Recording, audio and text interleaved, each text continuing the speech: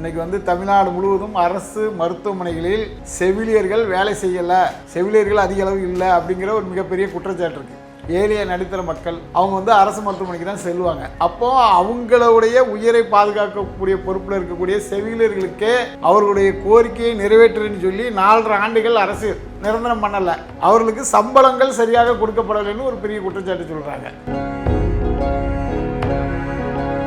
இவர்களுடைய நோக்கம் என்பது அது நீங்கள் யார் வேணாலும் எப்படி வேணாலும் போராடிடுங்க. தூய்மை பணியாளர்களா போராடுங்க, நாங்கள் வந்து ஆந்திரா கம்பெனிக்கு கொடுத்துருவோம். செவிலியர்களா நீங்களும் போராடுங்க, உங்களை வந்து நாங்கள் பணி நிரந்தரம் செய்ய மாட்டோம் அப்படின்னு சொல்லி திமுக தொடர்ந்து தமிழகத்துடைய மக்களுக்கு எதிராக செயல்படக்கூடிய ஒரு நிகழ்வு தான். உண்மையாலுமே திமுக வந்து சரியான முறையில் ஆட்சி செய்திருந்தா முக்தாரில் எப்பவுமே கைது செஞ்சு நடவடிக்கை எடுத்திருக்கணும். கனிமொழியை பற்றி ஒருத்தர் தவறா போட்டுட்டாருன்னு கைது செய்யக்கூடிய அரசு, காமராஜரை பற்றி தவறாக சொல்லிவிட்டார்கள் சொல்லி ஒட்டுமொத்த தமிழ் சமுதாயம் போராடிட்டு இருக்குது, நடவடிக்கை இல்லை. அவங்க வாங்கின கடன் 4.5 லட்சம் கோடி ரூபாய் என்ன பண்ணாங்கன்னு எதுவுமே தெரியல. பல்வேறு அரசியல் கட்சி தலைவர்கள் இதுக்கு வந்து வெள்ளை அறிக்கை கொடுங்கன்னு கேட்டிருக்காங்க. 1952 இருந்து இன்னைக்கு வரைக்கும் ஆட்சியில் இருந்த கட்சிகள் வாங்கிய மொத்த கடன் தொகை 4.5 லட்சம் கோடி இன்னைக்கு வந்து 9 லட்சம் கோடியா மாறிடுச்சு அப்படின்னு சொன்னால், அப்போ இவர்கள் எவ்வளவு மோசமான நிர்வாக சீர்கேடான ஒரு அரசு அப்படிங்கிறத தெரியப்படுத்த. இவர்கள் வந்து இவங்க ஆட்சியில் தொடர்ந்து ஊழல்ல தான் இவங்க கணக்கு பண்றாங்களே தவிர 4000 கோடி ஊழல், நேரு அவர்கள் 1000 கோடி ஊழல், 2000 கோடி ஊழல், இப்படி ஊழல்கள் குற்றச்சாட்டுகள் அந்த அமைச்சர்களை காப்பாற்றுற வேலையை செய்யறாங்களே தவிர மக்களுக்கு தேவையான திட்டங்கள் எதுவும் செயல்படுத்தின மாதிரி தெரியல. 4.5 ஆண்டுகளாக இலவச மடிக்கணினி கொடுக்கல. ஆனா இன்னைக்கு வந்து நாங்க 10 லட்சம் பேர் கொடுக்க போறோம் அப்படின்னு சொல்லி அறிவிப்பு கொடுக்காங்க. அப்போ இவர்களுடைய ஆட்சி என்பது கடைசி நேரத்தில் முடியும் போது, தேர்தல் வர்றதுக்கு முன்னாடி நம்ம ஏதாவது நல்லது செஞ்சால் அதை வச்சு வாக்கு வாங்கிடலாம், அதை வச்சு நம்ம மீண்டும் ஆட்சிக்கு வந்துடலாம். அப்ப 4 வருடங்கள் நடந்த தவறுகளை மக்கள் மறந்து விடுவார்கள், ஓட்டுக்கு 1000 2000 கொடுத்தால் மீண்டும் திமுக ஆட்சிக்கு வந்துடும் அப்படிங்கிற அடிப்படையில் செய்யறாங்க. FT பாலிடிக்ஸ் நேயர்களுக்கு வணக்கம். இன்னைக்கு நம்ம கூட பேசுறதுக்கு முத்துரமேஷ் நாடார் அண்ணன் தான் இருக்காங்க. வாங்க பேசலாம். அண்ணன் வணக்கம். வணக்கம். செவிலியர்களோட போராட்டம் இப்போ தொடர்ந்து வருஷம் அவங்க வந்து போராடிட்டே இருப்பாங்க, பணி நிரந்தரம் பண்ணுங்க அப்படின்ற மாதிரி. இன்னைக்கு காலையில போராட்டம் பண்ணும்போது கைது செஞ்சிருக்காங்க. இது எப்படி பார்க்குறீங்க? திமுக தொடர்ந்து தமிழக மக்களை அவங்களுடைய வாக்குறுதிகள், அதாவது துப்புரவு பணியாளர்களாக இருக்கட்டும், அதாவது தூய்மை பணியாளர்களாக இருக்கட்டும், செவிலியர்களாக இருக்கட்டும், யாராக இருந்தாலும் அவர்கள் கொடுத்த வாக்குறுதியை நிறைவேற்றக்கூடாது அப்படிங்கிற அடிப்படையில் செயல்படுறது தெரியுது. அதுவும் மருத்துவமனை செவிலியர்கள் என்பது முக்கியமான ஒரு பொறுப்பு.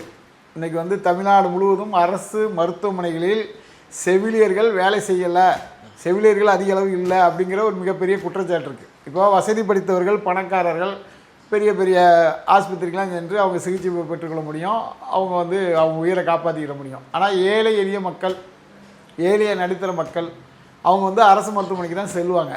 அப்போது அவங்களுடைய உயிரை பாதுகாக்கக்கூடிய பொறுப்பில் இருக்கக்கூடிய செவிலியர்களுக்கே அவர்களுடைய கோரிக்கையை நிறைவேற்றுன்னு சொல்லி 4.5 ஆண்டுகள் அரசு ஆட்சிக்கு வந்த உடனே நாங்கள் இவங்களெல்லாம் பணி நிரந்தரம் பண்ணுவோன்னு சொன்ன திமுக, திராவிட மாடல் ஆட்சி, திராவிட மாடல் அரசு செவிலியருடைய வேலையை நிரந்தரம் பண்ணலை, அவர்களுக்கு சம்பளங்கள் சரியாக கொடுக்கப்படலைன்னு ஒரு பெரிய குற்றச்சாட்டு சொல்கிறாங்க.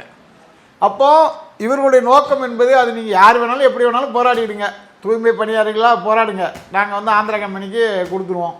செவிலியர்களா நீங்களும் போராடுங்க, உங்களை வந்து நாங்கள் பணி நிரந்தரம் செய்ய மாட்டோம் அப்படின்னு சொல்லி திமுக தொடர்ந்து தமிழகத்துடைய மக்களுக்கு எதிராக செயல்படக்கூடிய ஒரு நிகழ்வு தான். இன்றைக்கி நீங்கள் சொன்ன மாதிரி கைது செய்து நடவடிக்கை எடுத்திருக்கிறார்கள் என்பது எந்த வகையிலும் ஏற்றுக்கொள்ள முடியாது.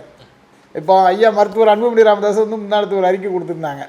திமுக தொடர்ந்து இது போன்ற எந்த அறிக்கையையும் அவங்க கொடுத்த தேர்தல் வாக்குறுதியை நிறைவேற்றவே இல்லை. செவிலியர்களையே அவங்க நிச்சயம் நிரந்தரம் பண்ண மாட்டாங்க, நாம் புதுசாக ஆட்சிக்கு வந்ததுக்கப்புறம் அவங்களை நிரந்தரமாக அவர்களுக்கு வேலை கொடுக்கறதுக்கான வாய்ப்புகளை பார்ப்போம் அப்படின்னு சொல்லி கடுமையான கண்டனம் தெரிவிக்கிறாங்க. அதுதான் 100% உண்மை. இவர்கள் தொடர்ந்து மக்கள் விரோத செயல்களை செய்து வருகிறார்கள். அது வந்து நம்ம தொடர்ந்து பார்த்துட்டு இருக்கோம். நாளைக்கு இப்போ அடுத்தது அரசு பணியாளர்கள் போராட்டம் அறிவிச்சிருக்காங்க. இந்த மாதிரி தொடர்ந்து இவங்க ஆட்சியில் வந்து போராட்டம் அவங்க வந்து அவங்க வேலையே பார்க்க முடியாத அளவிற்கு ரோட்டில் இறங்கி போராடக்கூடிய நிகழ்வுகள் தான் தொடர்ந்து நடந்துகிட்டு இருக்கு. முழுக்க இது மக்கள் விரோத அரசாக மாறி போனது ஒட்டுமொத்த தமிழக மக்களும் வேதனையாக இருக்காங்க. இந்த மாதிரி ஒரு அரசை நம்ம தேர்வு செஞ்சுட்டதே தப்பு அப்படிங்கிறதுல எல்லாருமே வந்து பாவம் சொல்லிட்டு இருக்காங்க. இப்போ என்ன இப்போ செவிலியர்கள் போராட்டம் பண்ணால் கைது பண்ணிடுறாங்க, இப்போ ஆசிரியர்கள் போராட்டம் பண்ணுறாங்க கைது பண்ணிடுறாங்க, இப்போ தூய்மை பணியாளர்கள் கைது பண்ணிடுறாங்க. ஒருத்தர் வந்து நான் ஜேர்னலிஸ்ட்னு சொல்லிட்டு ஒரு பெருந்தலைவரை வந்து கொச்சையாக பேசிட்டு அவர் வந்து சுதந்திரமாக சுற்றிட்டு இருக்காரு. நீங்கள் வந்து கைதே பாரபட்சம் பார்த்து தான் பண்ணுற மாதிரி இருக்கேன். இதை எப்படி பார்க்குறேன்? ஆமாம், அதாவது இப்போ நீங்கள் இவங்களாம் போராடுறது அவங்களுடைய பிரச்சனைகளுக்காக போராடுறாங்க. அங்கே என்ன பிரச்சனை அப்படின்னு கேட்டிங்கன்னா, ஜேர்னலிஸ்ட்னு சொல்லக்கூடிய நபர் வந்து இவங்க சொல்லக்கூடிய விஷயத்த சொல்கிறாரு. பெருந்தலைவர் காமராஜர் என்பவர் தமிழ்நாட்டின் வந்து ஒரு நேர்மையான தூய்மையான ஆட்சி கொடுத்த ஒரு மக்களின் முதல்வர் அப்படின்னு போற்றப்படுறாரு. இந்திய அளவில் மிகப்பெரிய தலைவராக இருக்கார்.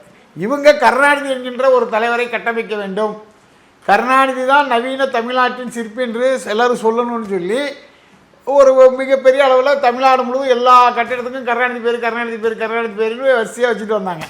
ஆனால் என்னதான் கருணாநிதி பேர் வச்சாலும் அது வந்து எடுபடலை.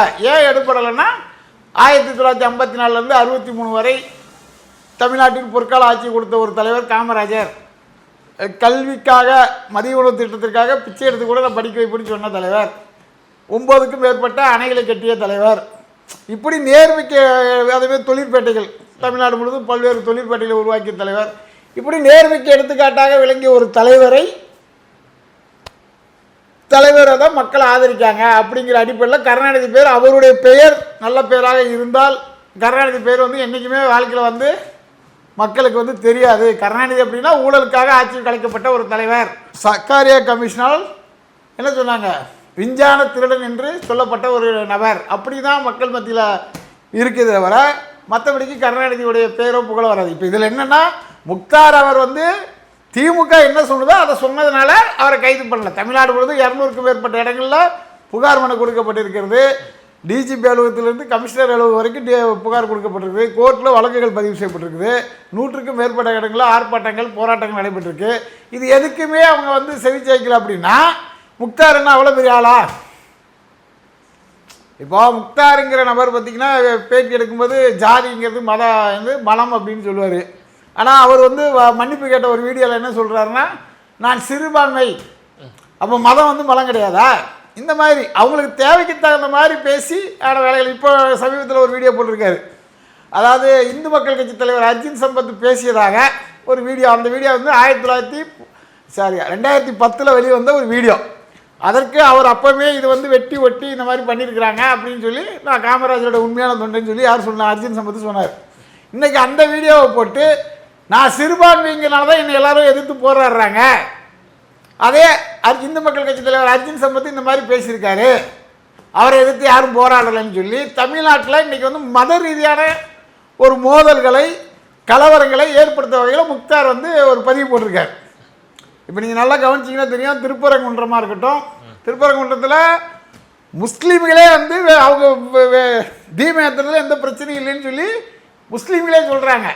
ஆனால் அரசு கோர்ட்டு சொல்லக்கூடிய ஒரு விஷயத்தை கூட செய்ய மாட்டேங்குது.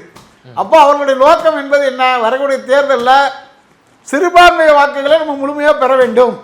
இப்போ நடிகர் விஜய் வந்துட்டனால சிறுபான்மை வாக்கெல்லாம் விஜய்க்கு போயிருமாங்கிற ஒரு பயம் காரணமாகவும், முக்தார் போன்ற நபர்களை வைத்து ஒரு மிகப்பெரிய தலைவர்களுடைய பெயரை கெடுக்க வேண்டும் என்பதற்காகவும் இவங்க செயல்படுறாங்க.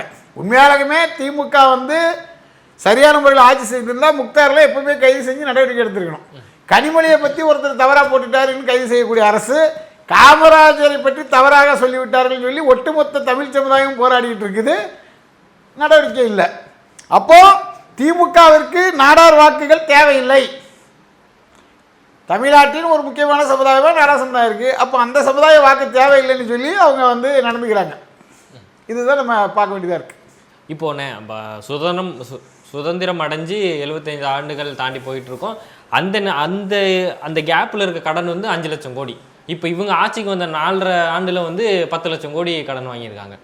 இப்போது இதை வளர்ச்சின்னு கட்டமைக்கிறாங்க. இப்போ நாங்கள் வந்து வெளிநாடு போகிறோம், அந்நிய செலாவணி அந்நிய முதலீடுகளை ஈட்டிட்டு வரோம் அப்படின்ற மாதிரி சொல்கிறாங்க. இந்த கணக்கை வந்து சொல்லவே மாட்டாங்க. இந்த நாங்கள் வரும்போது ஆட்சி ஏற்கும்போது 5 லட்சம் கோடி இருந்தது, இப்போ வந்து 10 லட்சம் கோடி ஆகிருக்கு அப்படின்றத வந்து சொல்லவே மாட்டாங்களே. இல்லை, அதாவது அவர்கள் கடன் வாங்கி ஏதாவது திட்டங்களை தீட்டி, இப்போ நீங்கள் சொன்ன மாதிரி நம்ம செவிலியர்களுக்காக பணி நிரந்தரம் பண்ணியிருந்து நம்ம தூய்மை பணியாளர்களுக்கு பணி நிரந்தரம் பண்ணியிருந்து இல்லை நிறைய வேலை வாய்ப்புகளை உருவாக்கி இருந்தால் அவங்கள வந்து மார்த்தட்டி சொல்லலாம். அவங்க வாங்கின கடன் 4.5 லட்சம் கோடி ரூபாய் என்ன பண்ணாங்கன்னு எதுவுமே தெரியல. பல்வேறு அரசியல் கட்சி தலைவர்கள் இதுக்கு வந்து வெள்ளை அறிக்கை கொடுங்கன்னு கேட்டிருக்காங்க. 1952 இருந்து இன்னைக்கு வரைக்கும் ஆட்சியில் இருந்த கட்சிகள் வாங்கிய மொத்த கடன் தொகை 4.5 லட்சம் கோடி, இன்னைக்கு வந்து 9 லட்சம் கோடியாக மாறிடுச்சு அப்படின்னு சொன்னால் அப்போ இவர்கள் எவ்வளோ மோசமான நிர்வாக சீர்கேடான ஒரு அரசு அப்படிங்கிறத தெரியப்படுத்துகிறாங்க. அதே மாதிரி மத்திய அரசுடைய 3.0% மேலே இவங்க கடன் வாங்கிட்டாங்க, 3.25% மேலே வாங்கிட்டாங்க அப்படிங்கிறது மிகப்பெரிய குற்றச்சாட்டாக இருக்குது. இவர்கள் வந்து இவங்க ஆட்சியில் தொடர்ந்து ஊழலில் தான் இவங்க கணக்கு பண்ணுறாங்களே தவிர 4000 கோடி ஊழல், நேரு அவர்கள் 1000 கோடி ஊழல், 2000 கோடி ஊழல், இப்படி ஊழல்கள் குற்றச்சாட்டுகள் அந்த அமைச்சரில் காப்பாற்றுற வேலையை செய்கிறாங்களே தவிர மற்றபடிக்கு மக்களுக்கு தேவையான திட்டங்கள் எதுவும் செயல்படுத்துன மாதிரி தெரியல. இப்போ 4.5 லட்சம் கோடி ரூபா கடன் வாங்கியிருக்காங்கன்னா அதுக்கு நாங்கள் இதை செஞ்சோம் அதை செஞ்சோம் ஏதாவது இருக்கா? ஒன்றே ஒன்று செஞ்சுருக்காங்க, பழைய பில்டிங்களுக்கெல்லாம் சுண்ணாம்பு அடிச்சுட்டு அதில் கருணாநிதி பேருன்னு மாற்றி வச்சுட்டாங்க, இவ்வளோ தான். இதை தாண்டி அவங்க வந்து எதுவும் செஞ்ச மாதிரி தெரியல. இதெல்லாம் மக்கள் பார்த்துக்கிட்டு தான் இருக்காங்க. அதாவது ஒரு காலத்தில் வந்து மக்கள் அரசியலை கவனிக்காமல் இருந்தார்கள். இன்றைக்கு வந்து சமூக வலைதளங்கள் மூலம் மக்கள் நிமிடத்துக்கு நிமிடம் நொடிக்கு நொடி என்னென்ன நடக்கிறது, என்னென்ன செய்கிறார்கள், யார் என்ன தவறு செய்கிறார், யாரை எதிர்த்து என்ன போராட்டம் நடக்கிறது, இதையெல்லாம் இளைஞர்களாக இருக்கட்டும் பெரியவர்களாக இருக்கட்டும் எல்லாம் கவனிச்சுட்டு வராங்க. அந்த வகையில் திமுக தொடர்ந்து தமிழக மக்களுக்கு எதிரான விரோதமான ஆட்சியை செய்து வருகிறதுங்கிறது உறுதியாகுது. அது மின்கட்ட உயர்வாக இருக்கலாம். இப்போ இன்றைக்கி பாருங்கள், பொங்கலுக்கு நாங்கள் 5000 ரூபா கொடுக்க போகிறோம் இன்னும் அறிவிக்கலை, கொடுக்கறதுக்கான வாய்ப்புகள் இருக்குது. 4.5 ஆண்டுகளாக இலவச மடிக்கல்னி கொடுக்கல, ஆனால் இன்றைக்கி வந்து நாங்கள் 10 லட்சம் பேர் கொடுக்க போகிறோம் அப்படின்னு சொல்லி அறிவிப்பு கொடுக்காங்க. அப்போ இவர்களுடைய ஆட்சி என்பது கடைசி நேரத்தில் முடியும் போது தேர்தல் வர்றதுக்கு முன்னாடி நம்ம ஏதாவது நல்லது செஞ்சால் அதை வச்சு வாக்கு வாங்கிடலாம், அதை வச்சு நம்ம மீண்டும் ஆட்சிக்கு வந்துடலாம். அப்போ 4 வருடங்கள் நடந்த தவறுகளை மக்கள் மறந்து விடுவார்கள், ஓட்டுக்கு 1000 2000 கொடுத்தால் மீண்டும் திமுக ஆட்சிக்கு வந்துடும் அப்படிங்கிற அடிப்படையில் செய்கிறாங்க. ஆனால் இன்றைய இருக்கக்கூடிய டிஜிட்டல் யுகத்தில் இது வந்து அவங்களுடைய எண்ணம் வந்து தவறு. இப்போ கருணாநிதி காலத்தில் அப்படி பண்ணாங்க அப்படின்னா அது ஒன்றும் பெருசாக இல்லை. இன்றைக்கி வந்து டிஜிட்டல் யுகம் அப்படிங்கும்போது திமுக நிச்சயம் படுதோல்வியை சந்திக்கும். அவர்கள் செய்கிற தவறுகள் வந்து எண்ணிக்கொண்டே இருக்கிறார்கள். அவர்களோட நாட்கள் எண்ணப்பட்டு இருக்கிறது. திமுகவுக்கு விரைவில் ஒரு முடிவு ஏற்படும். இப்போனே 4.5 ஆண்டுகள் வந்து ஆட்சி முடிய போகுது, கிட்டத்தட்ட இப்போ ஒரு 3 மாதம் தான் இருக்குது. இந்த டைமில் வந்து பசங்களுக்கு, காலேஜ் பசங்களுக்கு வந்து பொங்கல் கழித்து வரும்போது ஒரு சர்ப்ரைஸ் இருக்கும் அப்படின்ற மாதிரி உதயநிதி பேசுகிறதா இருக்கட்டும், விடுபட்ட பெண்களுக்கு 1000 ரூபாய் அப்படின்றது வந்து கொடுக்குறதா இருக்கட்டும். இப்போது இங்கே ஒரு 9 லட்சம் கோடி நம்ம கடன் வாங்கியிருக்கோம், நம்ம நாட்டுக்கு வளர்ச்சி அப்படின்ற மாதிரி சொல்லிட்டு நம்ம 9 லட்சம் கோடி கடனை வாங்கி மக்களுக்கு மேலும் கடன் சுமையை சுமத்துறதை தவிர இவங்களால் என்ன செய்ய முடியுன்ற ஒரு கேள்வி இருக்குல்லண்ணே. இப்போ இவ்வளோ செய்கிறத நீங்கள் இடைப்பட்ட காலங்களில் செஞ்சுருக்கலாம், அதெல்லாம் விட்டுட்டு இப்போ 3 மாதம் எலெக்ஷனில் நீங்கள் இதை செய்கிறதுக்கான நோக்கம் என்ன இருக்கும்? எங்களுடைய நோக்கம் ஒரே நோக்கம்தான், வாக்குகளை மீண்டும் பெற வேண்டும், ஆட்சியில் அமைய வேண்டும், மறுபடியும் ஒரு 5 லட்சம் கோடி புதுசாக கடன் வாங்கணும். அப்போவும் இதே மாதிரி ஆட்சி முடிகிற போது மக்களுக்கு நாங்கள் சேவை செய்கிற மாதிரி செஞ்சு ஆட்சியை பிடிக்கணும், இதுதான் நோக்கம்.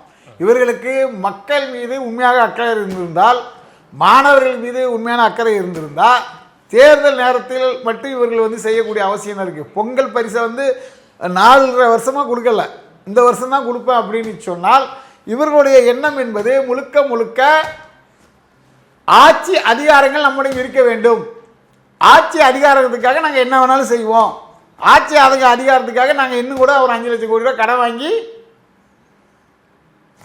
மக்களுக்கு பணி செய்கிறோமோ இல்லையோ. இத்தனைக்கும் இவங்க 4.5 லட்சம் கோடி கடன் வாங்கியிருக்காங்கன்னு நம்ம பார்க்குறோம். கரண்ட் பில்லு பார்த்தீங்கன்னா எத்தனையோ மடங்கு உயர்ந்து விட்டது.